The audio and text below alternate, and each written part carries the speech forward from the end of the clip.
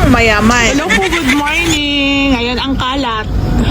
Ibig sabihin, pag nasa harapan na yung mga pinaggamitan, mga baso-basura, pinagtibagan, ibig sabihin yan, patapos na.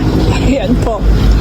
So, dito po sa may front extension natin, sa may harapan, may masilya na yan, may primer. Di ko sure kung may primer na. Kaso, parang 3 linggo na pong umuulan. Kaya hindi tayo makapagpintura dito sa may harapan. So, ang ginagawa po ng team dito, si Sir humihingi ng update. Wala akong update kasi hindi sila nagpipicture minsan. So, hinahayaan ko lang. Pero, ito na po yung progress. So, ang gusto ng may-ari dito sa may harapan is 60 by 60 ang gamitin na tiles. So, sabi ko nga sa inyo kung anong gusto ng may-ari, yun ang masusunod. So, mapapansin nyo rin, ceramic tiles to. Ayan po. So, sa amin, kung porcelain, ceramic, 40 by 40, 60 by 60, may-ari ang masusunod. Katulad po nung nakikita nyo. Ceramic tiles siya, pero ito po is hindi madulas. So, yung pintura mo, sir, na nabili na rin na po namin yan no Saturday. Hindi lang kami nakadaan dito, kaya wala akong update.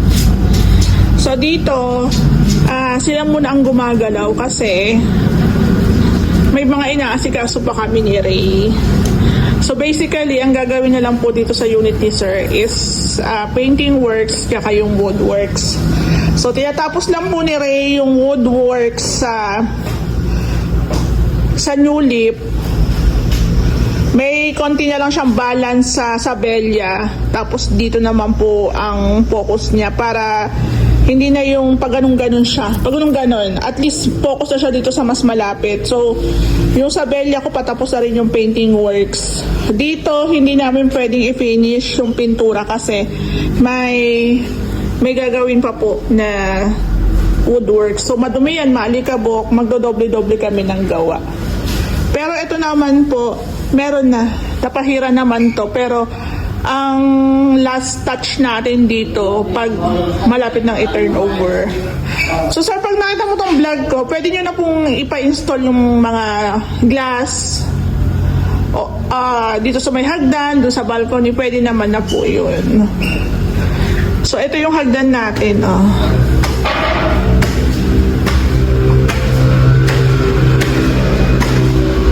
So ipanguhuli po natin yung installation ng mga ilaw. So yung mga ilaw mo na kulang, pwede mo na rin po yung bilihin. Ayan. So kagandahan din po dito,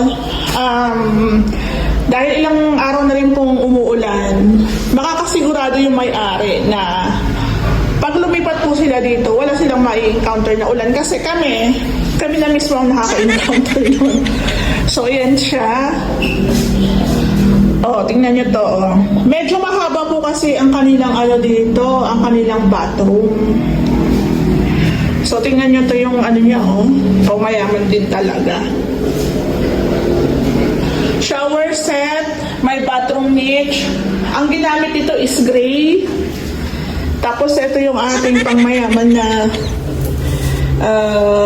mirror. Kaso, hindi pa yan naka-tap sa kuryente. So, eto, bathroom door, mas maganda aluminum.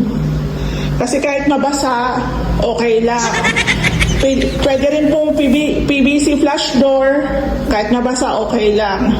Kung gusto niyo po ng kahoy, pwede rin naman, pero mas maganda yung dalawa, aluminum or PVC. Mas okay po yun. Pero kung gusto niyo ng kahoy, bahala kayo sa buhay.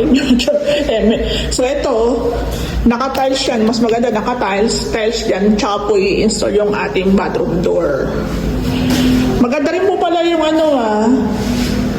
yung dapper tan. Dapper tan siya ng Boysen. Tapos choco chips ng Davis. Tapos naka-PVC panels tayo. Ayan. Diba? Possible pa rin nagkaroon tayo ng leakage kahit naka-PVC panels tayo. Kaso, wala nga lang pong masisirang pintura dyan. o masilya, pero kailangan pa rin po nating mag-maintenance ng ating roofing. So actually okay na to, magpa-final na lang po yan pag ano na. Tingnan nyo, malinis na, di ba? Magpa-final tayo pag malapit na namin siyang i-turnover. Ito yung bathroom ni Sir dito sa master. Lahat ng tiling works dito, may mga balance na lang. Ayan, o, di ba? Ang lawak, di ba? Ang mayaman talaga. Wait nyo yung ano natin dito, laboratory, tsaka yung malaki natin dito, yung pang mayamang,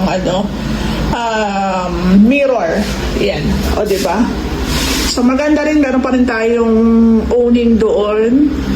May natural light, may ventilation. Kaya kung yung mga bathroom nyo, palagyan nyo po ng owning, kahit maliit lang kasi maganda siya. Tapos meron tayong 2 layer ng bathroom niche dyan. O, diba? Hindi naman kasi walang ilaw. O, diba? Ang ganda na. So naka-tiles, sa ganda. I-install na lang. Sliding po ata dito. So, dito, ang kulang na lang ni Ray, yung mga woodworks niya. Ayan. So, dito, check natin kung may leaks. Meron leaks dito kasi may basa. So, hindi natin siya ngayon magagawa dahil umuulan. So, yun din po ang kagandahan ng umuulan. Ma-check natin kung saan tayo magpo-focus ng waterproofing. So, linis na lang to. Ayan, linis na lang.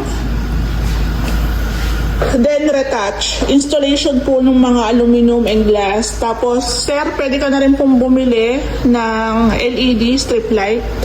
Ang tanong, may budget pa ba?